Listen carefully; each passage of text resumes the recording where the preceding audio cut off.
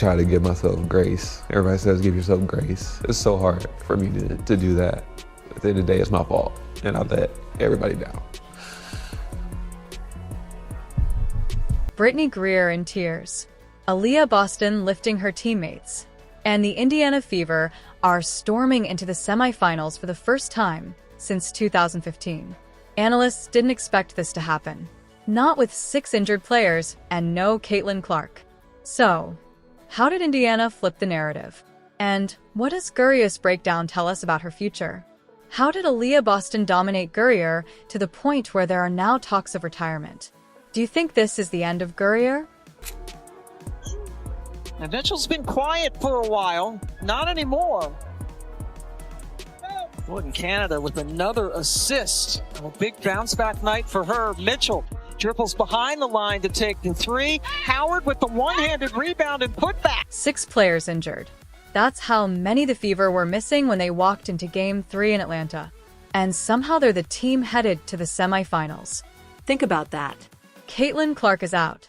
Sophie Cunningham, Sydney Carlson, Chloe BBY, Ari McDonald, and Dyrus Dantas are all sidelined. Practically half of Stephanie White's rotation was sitting in street clothes, yet they still found a way to snap a playoff drought that stretched back. You talked about the desperation before Game 2 on Tuesday. Just how does that carry over into tonight? Well, I think anytime that you're a win or go home situation, there's desperation. And so it has to carry over. You know, we're in the same situation. Our back is against the wall. We got to come out and we've got to play with that sense of urgency. We've got to play with that hunger. We've got to value every single possession and every single opportunity. Won a playoff series. Tamika Catchings was still anchoring the roster.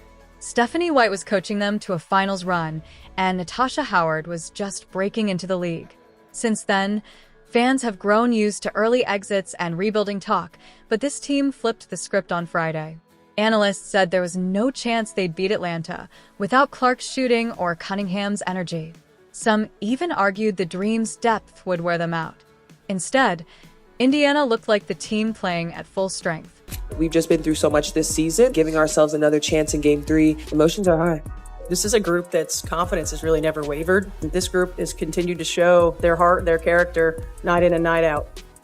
I think we all piggyback off each other within our group and our organization. We've been in every kind of situation you can imagine, and we've been able to find ways to put ourselves in position to win, and this will be no different. Somebody has to lose and somebody has to win. The crowd had the feel of split loyalties. Fever fans came in loud, and by the second half you could actually hear them more than Dream supporters. It felt like a home game during an elimination matchup, something that gave the players clear juice down the stretch. And make no mistake, the injured stars were part of that too. Clark never stopped rallying from the bench. Cunningham acted like another assistant coach, and BBY was in every huddle.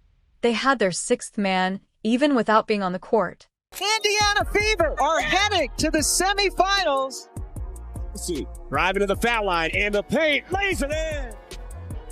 Sims crossover left to right, gets into the paint, layup, good.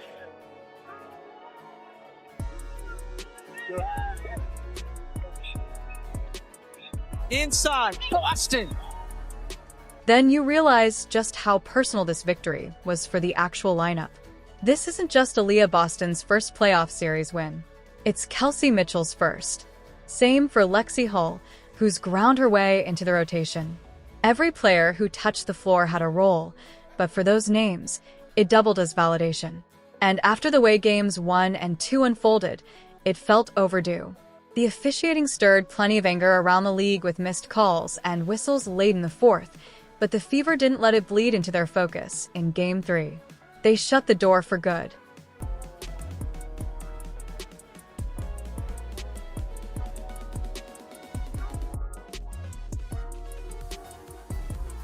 To Jones, throws it up. No good! Game over! And the Fever are moving on! The assumed advantage and the home floor. Indiana countered with grit, togetherness, and just enough playmaking when it mattered. And once the dream melted in the final minutes, resilience won out, which brings us straight to Aliyah.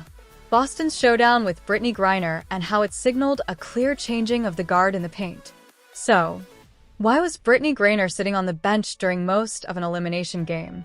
That's the part that shocked everyone. You're talking about a player who for years was the face of playoff basketball in the paint. Whenever the postseason came around, she was the one defenses dreaded. The one who could swing momentum with a blocked shot or a quick hook. And yet in this series, especially in Game 3, she wasn't even trusted to finish. That alone tells you something about how fast things have shifted.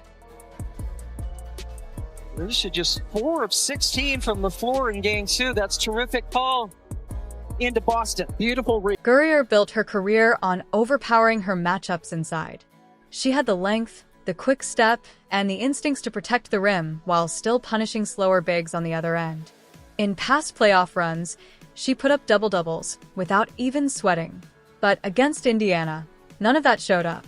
She struggled to score. She looked flat-footed on rotations. And the Dream couldn't rely on her defense to cover gaps. Instead of being the anchor, she became the liability. On the other side, Aliyah Boston was everything Griner used to be. Boston finished Game 3 with 14 points, 12 rebounds, and 6 assists. And it wasn't just the numbers, it was when she made them. With the clock winding down in the fourth, she got position, finished the go-ahead layup with just 7.4 seconds left, and left Atlanta with no answer. That single play pretty much